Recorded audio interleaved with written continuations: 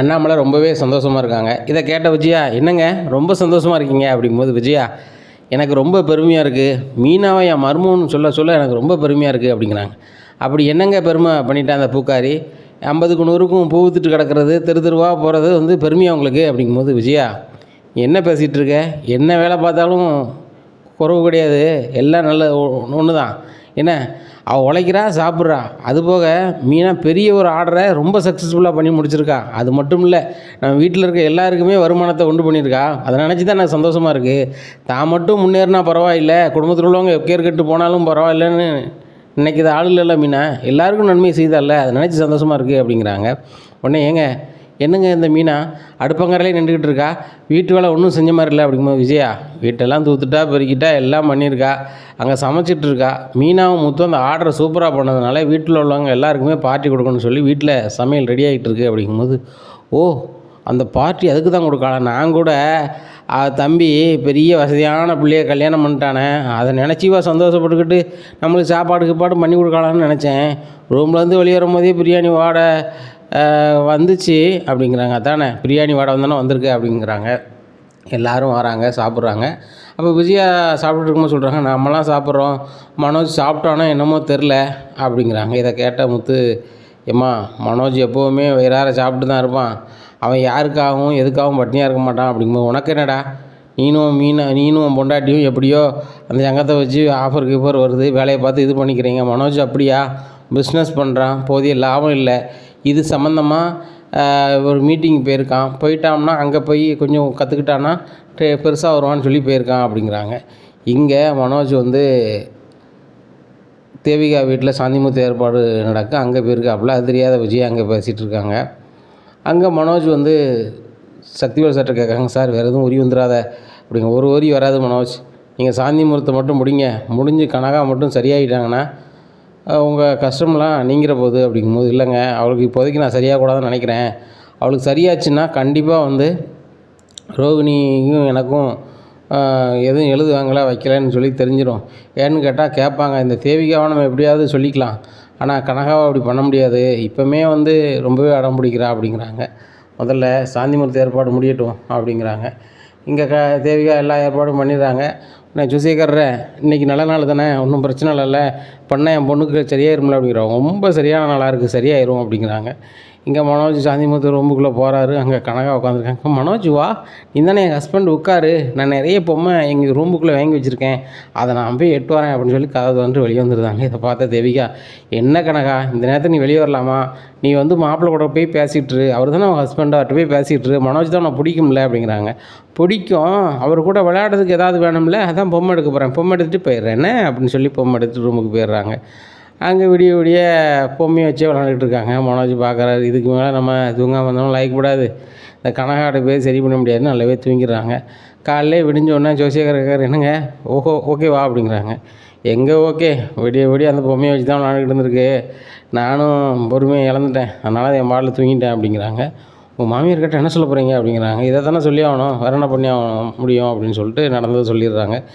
இங்கே தேவிகா சொல்கிறாங்க, மாப்பிள்ளை இந்த நாள் வந்து சரியாக அமையலை, இன்னொரு நல்ல நாள் பார்த்து நாங்கள் பார்க்குறோம், பார்த்துட்டு சொல்கிறோம் மாப்பிள்ளை, அதுபோக இன்னிலேருந்து நம்ம வீட்டில் தான் நீங்கள் இருக்கணும், மறந்துடாதீங்க அப்படிங்கிறாங்க. என்னது இன்னிலேருந்து இங்கேயே தான் இருக்கணுமா அப்படிங்கிறாங்க. நானே எங்கள் அம்மாக்கிட்ட மீட்டிங் போகிறேன், அங்கே போகிறேன்னு சொல்லிட்டு வந்திருக்கேன், வந்து ஒரு நாளைக்கே நான் வந்து இங்கே தான் இருக்கேன்னா எப்படி அப்படிங்கும்போது, இங்கே பாருங்கள் மாப்பிள்ளை, உங்கள் வீடு எனக்கு தெரிஞ்ச சின்ன வீடாக தான் இருக்கணும், பொடி வீடாக தான் இருக்கணும், எங்கள் வீடு அப்படி இல்லை, பெரிய பங்களா, இதே மாதிரி ஏகப்பட்ட பங்களா இருக்குது, எங்களுக்கு சொத்து பத்துலாம் நிறைய இருக்குது, எங்களுக்கு நீங்கள் ஒரே மருமகன் சரிங்களா, எங்கள் ஸ்டேட்டஸுக்கு பொறுத்த மட்டும் நீங்கள் வந்து இங்கே இருந்தால் தான் நல்லாயிருக்கும், என் வீட்டுக்காரர் நாளைக்கோ நாளான்னைக்கோ ஊருக்கு வந்துடுவார், அவர் வந்துட்டாருன்னா அவர்கிட்டலாம் நீங்கள் இப்படி சொல்லிக்கிட்டு இருக்க முடியாது, அதனால் நீங்கள் இங்கே தான் இருந்தாகணும் அப்படிங்கிறாங்க. என்னங்க சொல்கிறீங்க, சாந்தி முகூர்த்தம் பொண்ணாய மகளுக்கு சரியாயிருன்னு சொன்னீங்க, அப்புறம் எப்படி பேசுகிறீங்க அப்படிங்கும்போது, அதான் நடக்கலையே மாப்பிள்ளை, அதனால் நீங்கள் இங்கே இருந்தாகணும், என் பொண்ணுக்கு சரியானாலுமே நீங்கள் இங்கே தானே இருக்கணும், என் பொண்ணு நல்ல வசதியான வீட்டுக்குள்ளே அங்கே வந்து சங்கடப்படுவாளா வைப்பாளா அப்படிங்கும்போது சக்திவேல் சார் சொல்கிறாங்க, இப்போதைக்கு மனோஜ் சார் கொஞ்சம் ஒரியெலாம் இருக்குது அப்படிங்கும்போது, என்ன சார் ஒரி இருக்குது,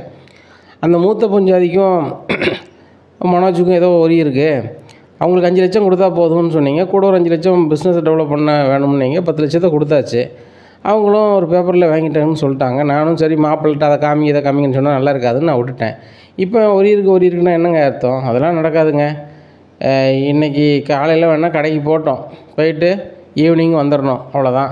ஊடையில் கணக்காக வந்து உங்களை பார்க்கணுன்னா அங்கே வருவா அப்படிங்கிறாங்க.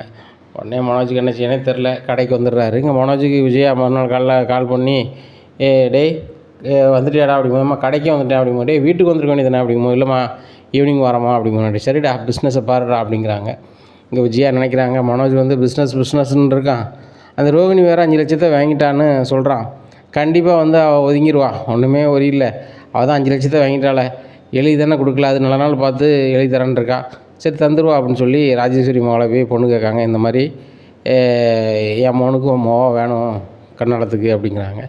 உடனே இங்கே பாரு விஜயா, நீ என் ஃப்ரெண்டாக எப்படினாலும் வா போ, உன் பையனுக்கு 2ஆம் தரம், அது போக உன் பையனை கொடுக்க எனக்கு மனம் இல்லை, உன் வீட்டில் மற்ற மக்களுக்கு நீ கேட்டனா கண்டிப்பாக நான் தந்திருப்பேன், முத்தாக இருக்கட்டும் ரவியாக இருக்கட்டும், நீ பொண்ணு கேட்டனா உடனே தந்திருப்பேன், ஆனால் மனோஜுக்கு நீ மோதிரம் கேட்டதுனாலே கொடுத்துருக்க மாட்டேன், என்ன வச்சு என்ன ராஜேஸ்வரி இப்படி பேசுகிற அப்படிங்கும்போது, பிறகு என்ன, அவனுக்கு வந்து தான் மேலே நம்பிக்கை இல்லாதவன், நான் நிறைய படிச்சிருக்கேன்னு வரட்டு கருவத்தில் பேசுகிறவன், எனக்கு வசதியாக இருந்தாலும் நான் பெரிய ஆளுமா, அது லாய்க்கப்படாது, எனக்கு ஒரே பொண்ணு, அதனால் இன்னுமே அது சம்மந்தமாக பேசாத, நீ கிளம்பு அப்படிங்கிறாங்க. ரொம்ப கவலையாக பார்வதி வீட்டில் வந்து உட்காந்துருக்காங்க விஜயா. என்ன விஜயா ரொம்ப கவலையாக உட்காந்துருக்க அப்படிங்கிறாங்க.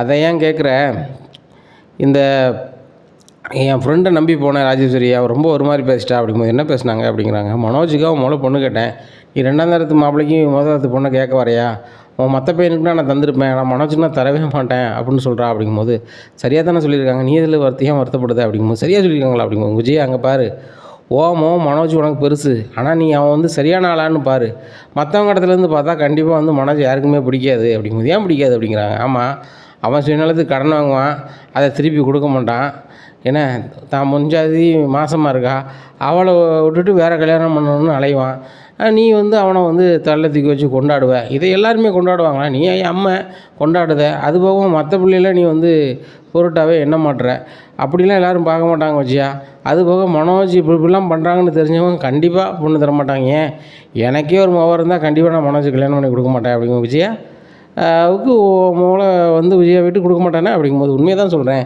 நீ முத்து கேட்டிருந்தாலும் ரவி கேட்டிருந்தாலும் உடனே நான் தந்திருப்பேன், அதான் உண்மை, மனோஜ் இடத்துல அவங்க 2 பேர் இருந்தால் கண்டிப்பாக நான் தந்திருப்பேன் அப்படிங்கிறாங்க.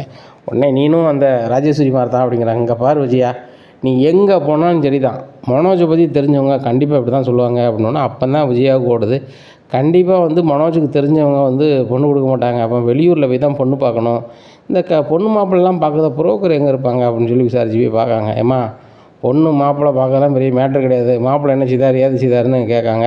அவங்க பர்னிச்சர் கடை வச்சுருக்காரு, பெரிய பிஸ்னஸ்மேன், நிறைய படிச்சிருக்காரு அப்படிங்கிறாங்க. சரி அவர் ஃபோட்டோவை கொண்டு வாங்க, அதுக்கு முன்னாடி ஒரு 10,000 கொடுங்க, கொடுத்துட்டு போங்க அப்படிங்க. அதுக்கு முன்னாடியே 10,000 அப்படிங்க, ஏம்மா பெரிய கோடீஸ்வர பொண்ணு வேணுங்கிங்க, பதியதுக்கே 10,000 தரணும்னா தந்தாகணும், அது போக அவங்க போடுறது நாய்க்கு ஒரு பவுனுக்கு 1000 தரணுமா, ஒரு பவுனு போட்டால் நீங்கள் எவ்வளோ தரணும், 1,00,000 தரணும் அப்படிங்கிறாங்க.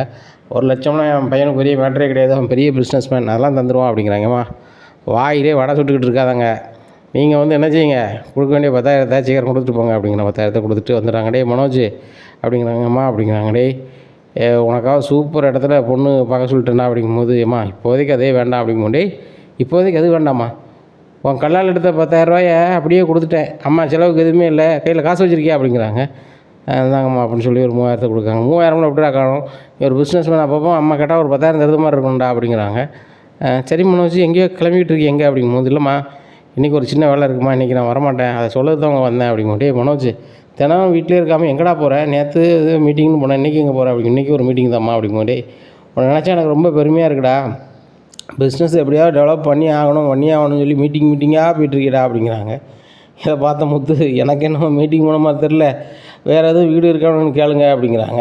இதை கேட்ட ஸ்ருதி வாய்ப்பு இருக்குது முத்து அப்படிங்கிறாங்க. ரவி கேட்குறாரு, டே அப்போது ரோகிணி என்ன கூட அன்னி கூட பேச ஆரம்பிச்சேன் அப்படிங்க, நானும் பேசலை அப்படிங்கும்போது முத்து சொல்கிறார், பேசாமையே 5 லட்சத்தை கொண்டு கொடுத்த, வீட்டில் போய் தானே கொடுத்துருக்க, எல்லா விஷயமும் எனக்கு தெரியும் அப்படிங்கிறாங்க. டே ரோகிணிக்கு எனக்கு சம்மந்தம் இல்லைன்னு போனால் அவளுக்கு வந்து 5 லட்சம் கொடுத்தானே ஆகணும் அப்படிங்கும்போது மீனா சிரிக்கிறாங்க. உடனே விஜயா கேட்குறாங்க, ஏன்டி சிரிக்கிற அப்படிங்கும்போது, ஏன் சிரிக்கக்கூடாதா, ரோகிணி நான் இடையில பார்த்தேன், என்ன ஆனாலும் சரி தான் நான் மனோஜ் விட்டு போக மாட்டேன், அவர் பிள்ளைய தான் நான் வளர்த்துக்கிட்டு இருக்கேன், அதுபோக அந்த 5 லட்சத்தை அவர் கேட்கல, நான் அந்த 5 லட்சத்தை வாங்கிட்டோம்னா அவர் விட்டு ஒதுங்கிடுவேன்னு நினைக்காரு, ஒரு காலமும் ஒதுங்கவே மாட்டேன், நான் கொடுத்த பணம் தானே கொடுத்துருக்காரு, அதை நினச்சி நான் வந்து ஒன்றும் நினைக்கல அப்படின்னு சொன்னாங்க அப்படிங்கிறாங்க. இதை கேட்ட விஜயா, அந்த ரோகிணியே போகிறேன்னு சொன்னால் கூட இந்த முத்து மீனா விடமாட்டாங்க போலயே அப்படின்னு சொல்லி ரொம்ப கடுப்பில் இருக்காங்க. பாருங்கங்க, இந்த மனோஜுக்கு ஒரு நல்ல வாழ்க்கை வரக்கூடாதுன்னு சொல்லி இந்த முத்து மீனாவை நினச்சிட்டு இருக்காங்க அப்படிங்கும்போது விஜயா அவங்கெல்லாம் அப்படியாப்பட்டவங்க கிடையாது. நீ அப்படியே நினச்சிக்கிட்டு எல்லோரும் சாப்பிடுவோம் அப்படின்னு சொல்லி சாப்பிடுதாங்க. மனோஜ் சாப்பிட்டு நான் கிளம்புறேன்னு சொல்லிட்டு கிளம்பி போயிடுறாங்க. இங்கே தேவிகா வீட்டில் விதவிதமாக சாப்பாடு ரெடி பண்ணியிருக்காங்க. எனக்கு ஒன்றும் வேண்டாம் அப்படிங்கும்போது, என்ன மாப்பிள்ள சாப்பாடு எதுவுமே வேணாங்கிறீங்க அப்படிங்கும்போது, இல்லை எங்கள் வீட்டில் நல்லாவே சாப்பிட்டு வந்துட்டேன் அப்படிங்கிறாங்க. இங்கே பாருங்கள் மருமகனே, இங்கே வரும்போது சாப்பிடாம வாங்க, உங்களுக்கு நாங்கள் சாப்பாடு பண்ணி கொடுக்கணும்ல, வைக்கணும்ல அப்படிங்கிறாங்க. சரி நாளிலேருந்து அங்கே சாப்பாடு இங்கே வந்து சாப்பிட்றேன் அப்படின்ட்டு அவர் தூங்க போயிடுறாரு. அங்கே கனகா வந்து, என்ன மனோஜ் இவன் நேரத்துக்கு தூங்கிட்டு இருக்க இந்தியா அப்படின்னு சொல்லி மனோஜை போட்டு பொலன்னு பொழக்காங்க. இங்கே மனோஜுக்கு கனகா இருக்க இடத்துல இருந்தால் அவனுக்கு தூக்கமே வராதுன்னு சொல்லிட்டு காலையிலே உட்காந்துருக்காங்க. விடிய காலை வந்து பார்க்காங்க, என்ன மாப்பிள்ள காலில் உட்காந்துருக்கீங்க, ரூமில் தூங்கலையா அப்படிங்கும்போது, அதை ஏன் கேட்குறீங்க, கனகா வந்து என்ன நினச்சாலும் எது நினச்சாலும் தெரியல, வெள்ளுன்னு வளர்த்துட்டா அப்படிங்கும்போது, ஐயோ நேற்று நைட்டு அமாவாசையை அதை நான் கவனிக்கலையே அப்படின்னு சொல்லிட்டு, மாப்பிள்ள தப்பாக நினச்சிக்காதீங்க, நான் வந்து இருந்த ஒரியில் அதெல்லாம் மறந்துட்டேன், நான் நல்ல நாள்னு நினச்சிட்டேன், சரி மாப்பிள்ள எதுவும் நினச்சிக்காதீங்க அப்படிங்கும்போது, எனக்கு தூக்கம் வருது நான் தூங்குறேன் அப்படின்னு சொல்லி தூங்கிடுறாங்க. இங்கே மனோஜ் கடைக்கு சாவி கொண்டு போகாமல் கடையில் உள்ளவங்க பூரா கடைக்கு வெளியே நிற்காங்க. அப்போது மனோஜ் ஃபோன் பண்ணாங்க, எடுக்கலை. நேராக வீட்டுக்கு போயிடுறாங்க. வீட்டுக்கு போனால் மனோஜ் இருக்காரா அப்படிங்கும்போது, மனோஜ் இருக்கானா, மீட்டிங் போனது உங்களுக்கு தெரியாதா அப்படிங்கும்போது, அவர் மீட்டிங் எதுவும் போகலையா அப்படின்னு மொட்டை சந்தோஷ் சொல்கிறாரு. இதை கேட்ட முத்து, நான் சொல்லப்பா அவன் எங்கேயோ போயிட்டுருக்கான், ரோஹிணிக்கு ஃபோன் பண்ணி கேட்டால் தெரியும் அப்படின்னு சொல்லிட்டு ரோஹிணிக்கு ஃபோன் பண்ணி கேட்காங்க. மனோஜ் அங்கே நைட்டு வந்தானா அப்படின்னு கேட்கும்போது, மனோஜ் இங்கே வரவே இல்லையா அப்படிங்கிறாங்க. ஏப்பா மனோஜ் அங்கே வரலையா அப்படிங்கும்போது சந்தோஷம் கேட்காங்க, உண்மையிலே எங்கே போனாலும் தெரியுமா தெரியாதா அப்படிங்கிற, தெரியாது ஒழுங்காக சொல்கிறியா என்ன அப்படிங்கிறாங்க. சொல்லுங்கள் தப்பாக நினச்சிக்காதீங்க, மனோஜ் வந்து பணத்துக்கு ஆசைப்பட்டு ஒரு பொண்ணை கல்யாணம் பண்ணிட்டான், நைட்டு அங்கே தான் தங்க சொல்கிறாங்க, இப்போ அங்கே தான் போயிருக்கான் அப்படிங்கிறாங்க. இதை கேட்டால் அண்ணாமலை விஜயா வீட்டில் எல்லாருமே முழிக்கிறாங்க. உடனே முத்து, நீ சொல்லுது உண்மையா அப்படிங்கிறாங்க. முத்து, நான் சொன்னோன்னு சொல்லிடாத, நான் வந்துட்டு தான் வேலை பார்க்கேன், உண்மையிலே அவன் கல்யாணம் முடிச்சிட்டான், நீங்கள் கூட அந்த கல்யாணத்துக்கு வந்தீங்களே அப்படிங்கிறாங்க. அங்கே வந்தோமா அப்படிங்கிறாங்க. ஆமாம், தேவிகா மேடம் கனகா தான் வந்து மனோஜோட 2வது பஞ்சாதி அப்படிங்கிறாங்க. இதை கேட்டால் எல்லாருமே ஷாக் ஆகிறாங்க.